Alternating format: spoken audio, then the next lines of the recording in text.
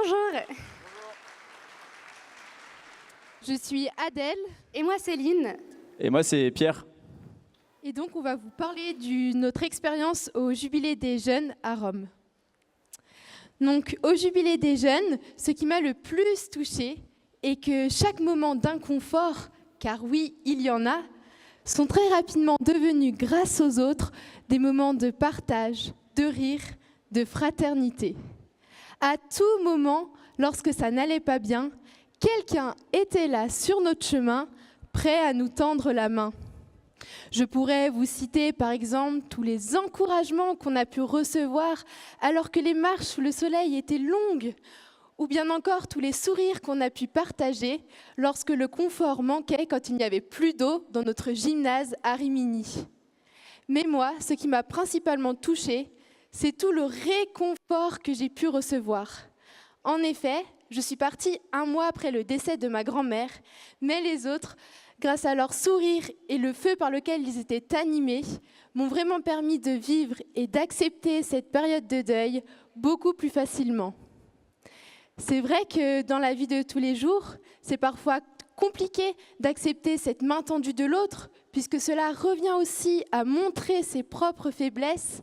Mais pendant le jubilé, j'ai vraiment compris qu'il ne fallait pas craindre cela, puisqu'accepter cette main tendue des autres, c'est aussi accepter la main tendue de Jésus.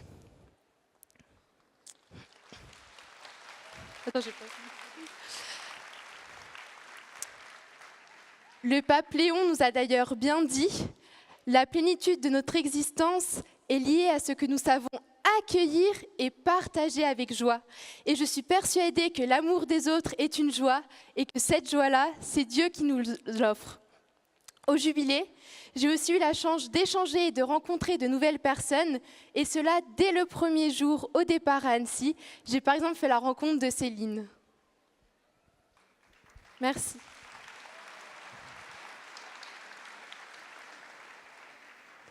Amen, oui, quelle joie de t'avoir rencontré Adèle ainsi que tous les autres jeunes. Alors moi, je voulais vraiment vous témoigner de quelques grâces que j'ai reçues au Jubilé parmi des centaines. Et en fait, ça a commencé dès l'inscription. Alors moi, je vous avoue que, bon, d'abord, il y avait cet élan du cœur et cette joie à l'idée d'aller au Jubilé, mais j'avoue que j'étais un petit peu aussi hésitante en m'inscrivant. En fait, j'avais quelques inquiétudes, c'était par rapport à ma santé. J'avais peur de ne pas pouvoir tenir le Jubilé jusqu'au bout, puisque ça ne se voit pas, mais en fait, j'ai une maladie auto-immune qui affecte mes muscles, les nerfs de mes jambes, de mon dos, et qui fait qu'au quotidien, je suis très fatiguée et fatigable avec des douleurs chroniques. Voilà. Mais je sentais que le Seigneur m'invitait à aller au Jubilé et j'avais cette grande confiance qu'il prendrait soin de moi là-bas. Et en effet, vraiment, sa providence, ça fait des merveilles. Alors ça a commencé par les...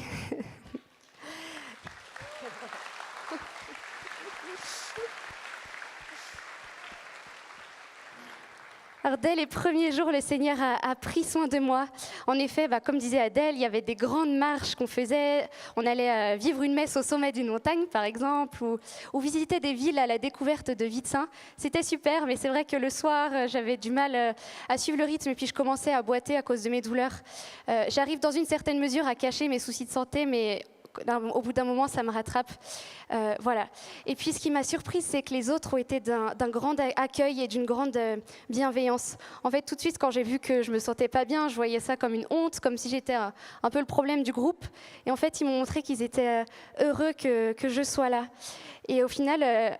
à travers eux, j'ai vu vraiment le regard que Jésus posait sur moi, un regard plein d'amour et plein de tendresse, et que Jésus m'aimait tel que je suis. Et donc ce jubilé, grâce aux autres, m'a vraiment restaurée et réaffirmée dans mon identité de merveille de Dieu que je suis, comme chacun de vous.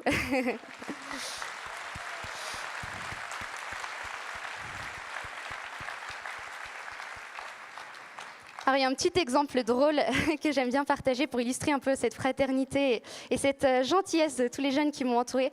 Un jour, nous étions en visite à Milan Et puis à la fin de la journée, moi j'étais KO, on avait piétiné toute la journée, donc je ne pouvais plus y aller. Et puis là, on nous appelle, ils nous disent les amis, venez vite, il y a le bus qui va partir. Donc là, tous les jeunes se mettent à courir, il fallait traverser Milan pour rejoindre le bus en 15 minutes. Moi je disais, non mais là, impossible que je cours, je ne peux pas aligner 3 pas déjà en marchant, c'est compliqué. Et puis en fait, les jeunes tout de suite se sont retournés vers moi. Et puis à tour de rôle, les garçons se sont reliés pour me porter sur leur dos. Ça faisait rire tous les gens qui nous croisaient, puisqu'ils couraient à toute allure.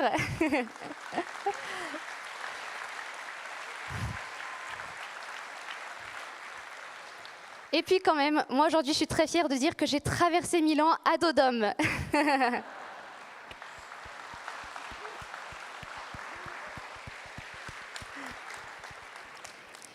La deuxième semaine, nous avons fait la première semaine en itinérance et puis la deuxième semaine, nous arrivions à Rome. Et puis là, je sentais que j'étais arrivée un peu au bout de mes capacités physiques. Donc je commençais à dire à mes amis que j'allais rester au gymnase pour me reposer. Et là, ils m'ont tout de suite dit « Mais non Céline, nous on veut que tu vives ce jubilé avec nous et jusqu'au bout ». Alors ils sont allés voir les paroissiens qui nous accueillaient dans le village. Et tout le village s'est mobilisé pour moi, pour me trouver un fauteuil roulant et que je puisse continuer à suivre le groupe. Et ce fauteuil roulant providentiel est arrivé et j'ai pu vivre le jubilé jusqu'au bout. Gloire à Dieu.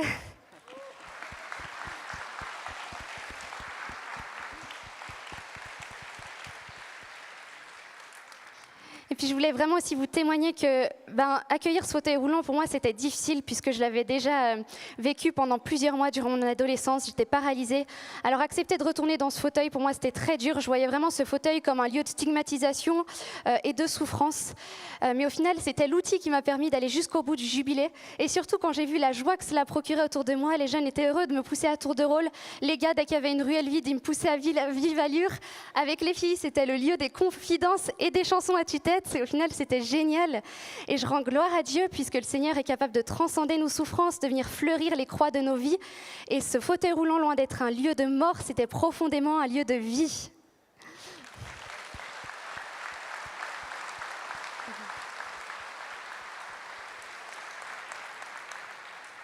Alors voilà, comme je pense chaque jeune, je repars vraiment profondément marquée de ce jubilé. Et c'est vraiment un lieu dans lequel je puise, je fais mémoire de toutes les grâces que j'ai reçues lorsque, au quotidien, je suis confrontée à des moments plus difficiles avec ma santé. Et voilà, je puise vraiment aussi beaucoup d'espérance en repensant à tout ce qu'on a vécu dans ce jubilé. Alors je termine avec cet encouragement. Osons accueillir cette espérance qui ne déçoit pas. Amen.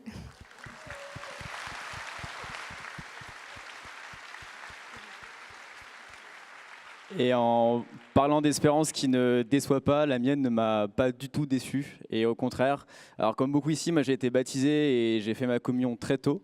Et après, je me suis complètement éloigné de la religion, quitte à la lâcher complètement. Et par le biais de rencontres et de discussions, je me suis reposé des questions sur ma foi, sur le sens de nos croyances, sur tout ce qui nous animait quand on était jeune et qui anime encore plein de chrétiens dans le monde. Et suite à ces discussions, j'ai pris la décision de m'inscrire au jubilé avec mes colocs et mes super potes. On est vraiment partis en groupe. Donc au début, j'étais vraiment hyper curieux. Je me demandais vraiment dans quoi j'avais atterri. Les premières prières, c'était des grands moments de solitude quand même. Je me demandais vraiment où est-ce que j'avais atterri. Et au fur et à mesure, à force de discussions, à force d'échanges, c'est rentré complètement en moi et je me suis vraiment transformé. Je me souviens d'un moment où le matin, j'étais vraiment pas bien, j'avais des doutes sur ma place, sur est-ce que j'étais vraiment à ma place, etc. Et juste après, on a célébré une grande messe entre Italiens et Français dans la paroisse qui nous hébergeait à Olivano Romano. Cette messe était super belle et ça a été un grand moment d'émotion pour moi. Je me suis vraiment retrouvé à 100% dans cette messe. Et juste après cette messe, je me souviens être profondément touché. Et c'est à partir de là où j'ai une bascule. Au début, j'étais observateur, je me demandais un peu comment j'allais gérer ça. Et là, je suis devenu plus moteur, plus acteur dans le jubilé. Et j'ai plongé à fond dedans. Et tout ça jusqu'à la veillée finale et la messe de fin, qui était célébrée du coup par le pape, etc. Et on était tous sur la place de Tor Vergata, donc c'est une immense place où on est plus d'1 million de jeunes. Il fait super chaud, c'est poussiéreux au possible. Les points d'eau, ils sont saturés. Enfin, c'est pas facile, mais tout le monde est là, tout le monde est dans la bonne humeur, la joie, c'est extraordinaire. Et au moment où le pape arrive, il y a un orchestre qui commence à jouer, il y a le soleil qui se couche. Enfin, tous les éléments sont alignés pour que ce soit un moment magnifique. Et je me souviens vraiment de cette joie qui s'est diffusée mais complètement partout et c'était incroyable. Et moi, c'est à un de ces moments où j'étais vraiment profondément heureux et pleinement présent. C'est des sentiments que j'avais pas ressentis depuis longtemps. Les seuls moments, c'était vraiment en montagne. Et là, ça a été quelque chose d'assez extraordinaire. Et c'est ce qui m'a fait rentrer à fond dans ma foi et dans le sens que je partage avec des croyances et mon sens à moi. Et ce sens-là, il se prolonge jusque dans ma confirmation que je suis en train de préparer. Voilà, c'était un grand moment au jubilé.